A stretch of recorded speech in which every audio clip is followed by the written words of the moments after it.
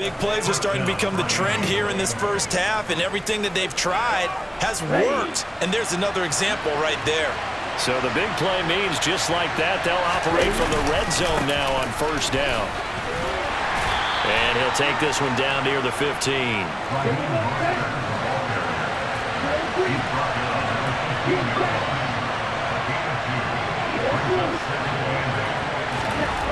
Throwing on 2nd and 8. Tua eluding the pressure right. Oh, this is intercepted, intended for Hill. Adrian Amos with a pick. And the Packers are going to have it here at their own 15.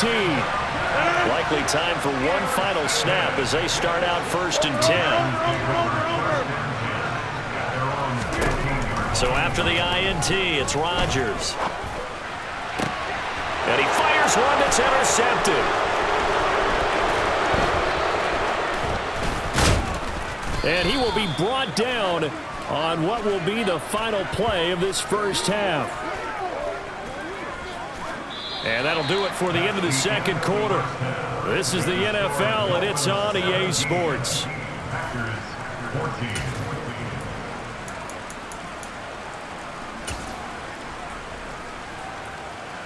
And we welcome you back now. Alongside Charles Davis, I'm Brandon Gaudin, getting set for quarter number 3 here.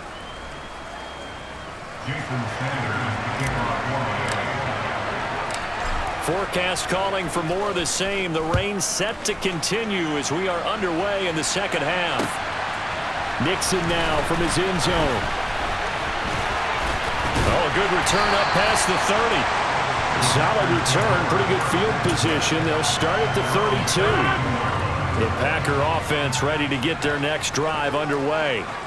This offense, Charles, had a strong first half throwing the football, at least in terms of yardage, but that hasn't translated so far on the scoreboard as they begin the third quarter here, trailing and looking for a little momentum. Yeah, you're right about that because, let's face it, in the first half, most of their focus was in the passing game. And to their credit, resulted in a healthy amount of yardage. So I would think that at halftime, they're going to anticipate that defense loosening up a little bit to try and cover the passing lanes. They've got to get the running game going, and there should be some gaps to run through now. And he'll be taken down, but not before they work it across midfield. That one covers 24 yards. It's a first down.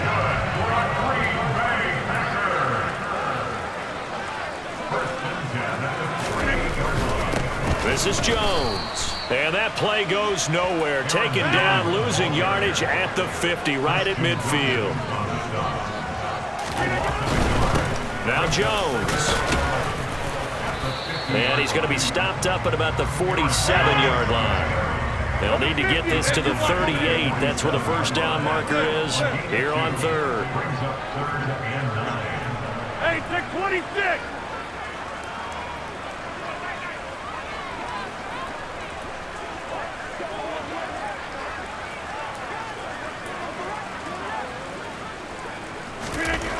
Rodgers now to throw. Got a man, it's Tunyon. Oh, he's got a little daylight. And he goes down, but not before getting this inside the 25. 23 yards on the play.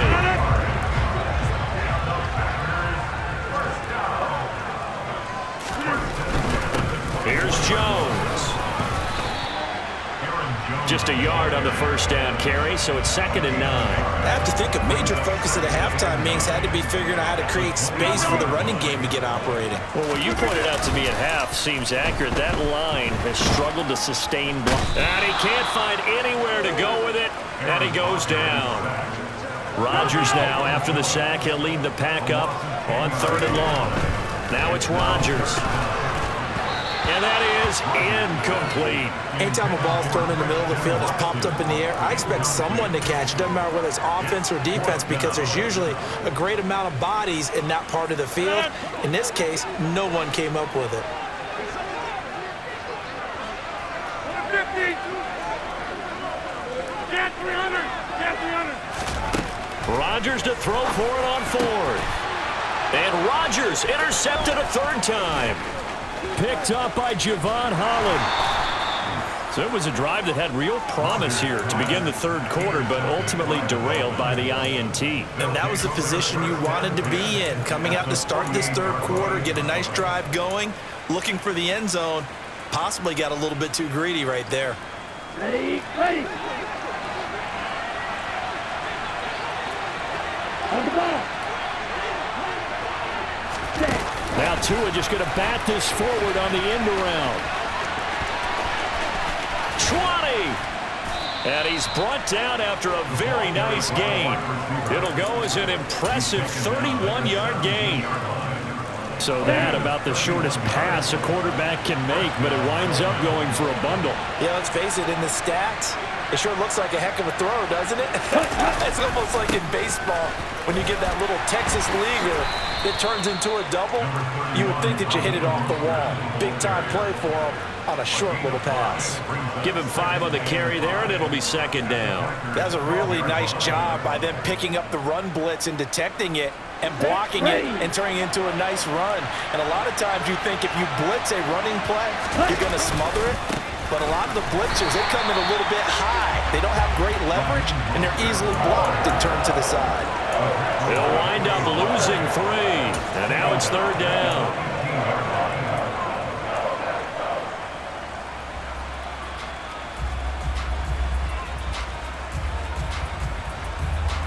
Let's go now.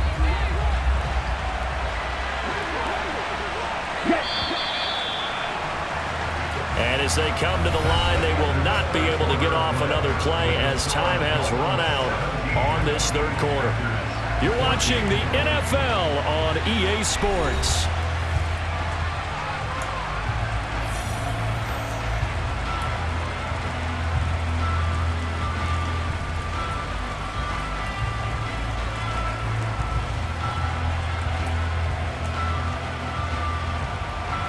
The offense on third down tonight, they've been okay. 2 for 3 thus far. This is 3rd and 8.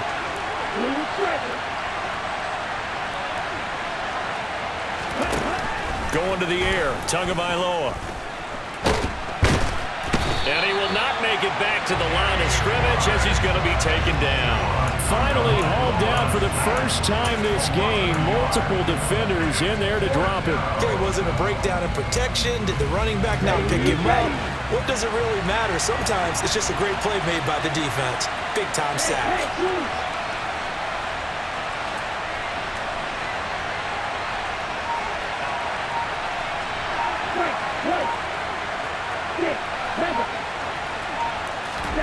Tagovailoa going for it on 4th down. And it's intercepted at the goal line. Picked off by Darnell Savage. And the Packers are right back in this football game. A seismic shift in momentum here in the 4th quarter. That's the break that the defense needed. And you know as well as I do, people are going to question the play call in that situation. And Rodgers is going to go down. He's sacked. Under 4 to go now as the clock runs and they come up on 2nd down. Hey, 88. Another try after the first down sack. Rodgers. And that's going to be incomplete. Good effort there trying to take a shot, but it's 3rd down. Trying to erase that deficit all at once. One big shot. He took it. Unfortunately for him, incomplete. Possibly a turning point. Big play coming. This is 3rd and long.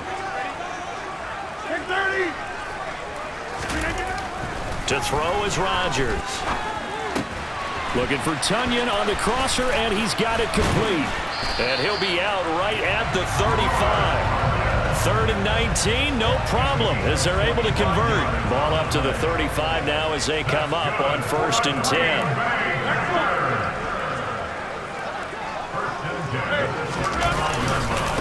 Jones. And he sneaks his way forward only for a couple here. 2nd down.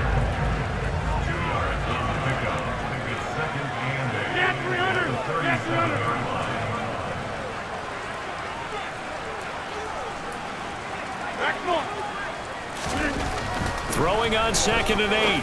Rodgers. He's got Tunyon complete over the middle. And he'll go down, but not before getting this inside the 30. It's a gain of 35. Well, this is where an offense needs to show what it's made of. And, in fact, where a quarterback needs to show what he's made of. Trying to engineer a 4th quarter comeback, and he hits a big one right there.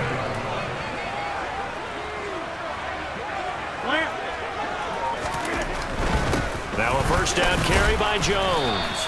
And he'll get this one down to about the 27. Here's 2nd and 9, just a yard on that last run. Now Rodgers. Over the middle here, it's hauled in by Watson. And he's got another first down as he's brought down at the Dolphins' 15-yard line. It's a gain of 12, and the Packers have the first. 3 points separating these two sides with 2 minutes left to go in the fourth. 3 tight ends in the ball game here on 1st and 10.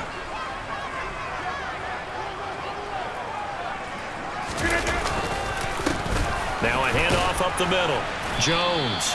And they get to him quickly here as he's stopped right around the 13. So fresh out of the 2-minute warning, and here's another timeout taken with 1:55 remaining. I like it. I like the call. Still an opportunity to run the football and chew up a little more time off the clock.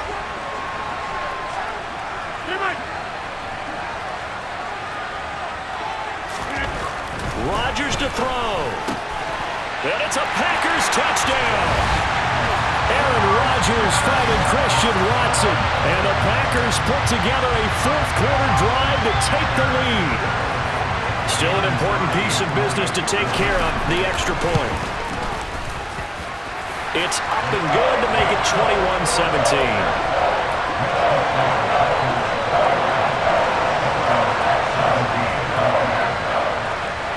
Now after the touchdown, here's Crosby to kick it away. Taken in at the 3. And a decent return out to the 27-yard line.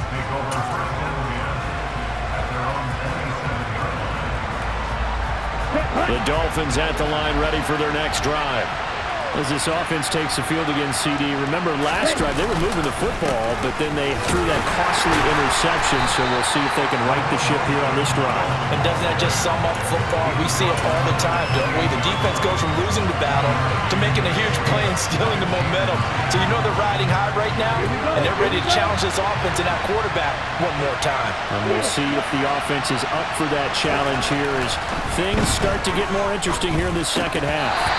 They try to throw on 2nd down, but this one is incomplete. 2-minute drills, they're tough enough, pressure-packed enough, and these elements makes it significantly tougher.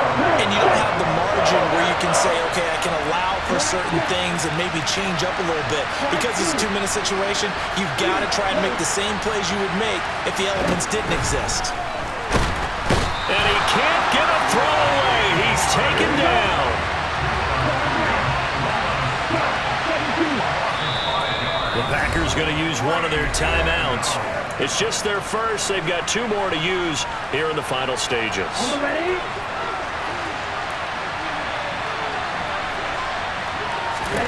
Fourth down, 4th quarter. Here's Tua. He's going to let it fly. And that is incomplete. They had to go for it with such little time remaining, and the Packers are going to win this football game. 1st and 10, and kind of tipping their hand at running the ball. 3 tight ends are out there.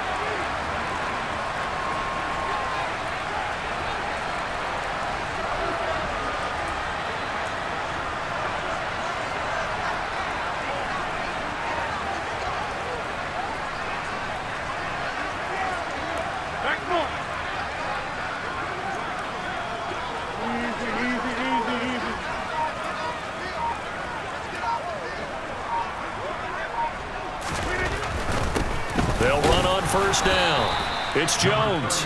The Dolphins going to take their 2nd timeout as they get the stoppage with a little over 50 seconds left to go in the game. Charles, why didn't they just take the knee there? You're asking the question that I'm asking as well, because we've seen a lot of football where coaches decide maybe they get a little greedy. I don't know if they're doing it for stats or for what reason.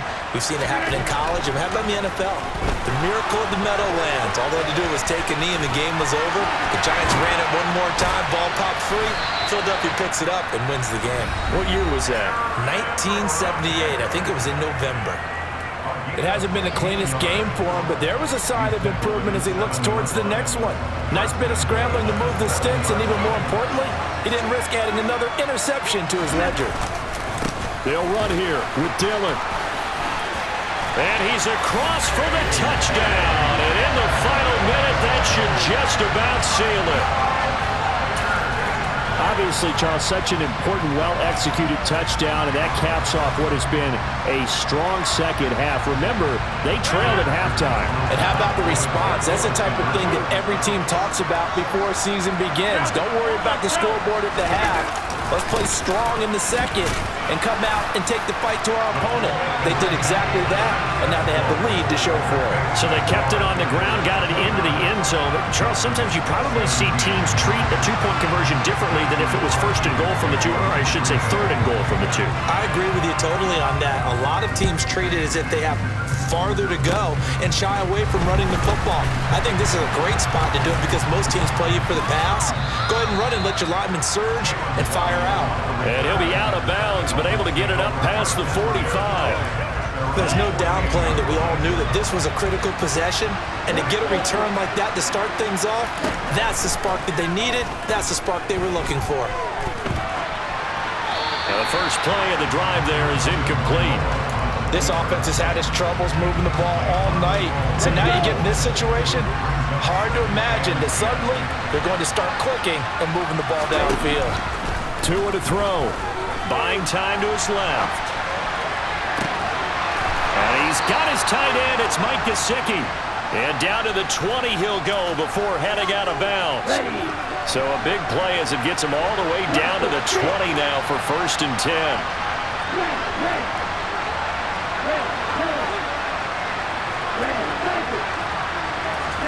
Now Tua.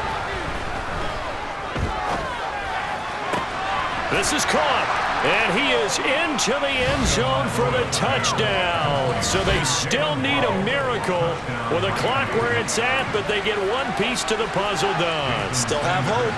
Sanders on for the extra point. And this is back to a 5-point game.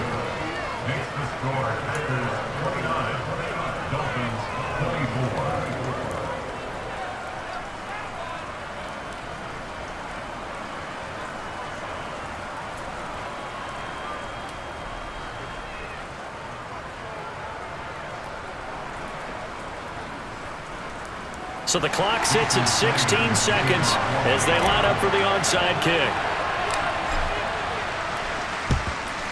And this is going to be recovered by the hands team. And that should just about put a capper on this one. Fourth quarter, they felt like they needed the football back. Unfortunately, they couldn't get it.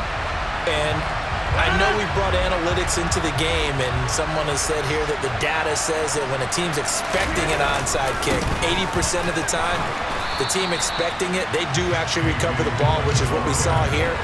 I just wonder if that number is much more of a anecdotal type of a number. Kind of like when the coaches tell us, well, when you score on special teams, 93% of the time you win the game. I'm still waiting to see that number as empirical. That was an excellent come-from-behind victory, Charles, especially there in the fourth quarter. Both offense and defense were clicking. They're going to feel good about this one. Boy, are they ever, because the deficit they faced certainly wasn't small. They obviously did not give up on that one, and in the end, how about that come-from-behind victory? They'll cherish this one for a while.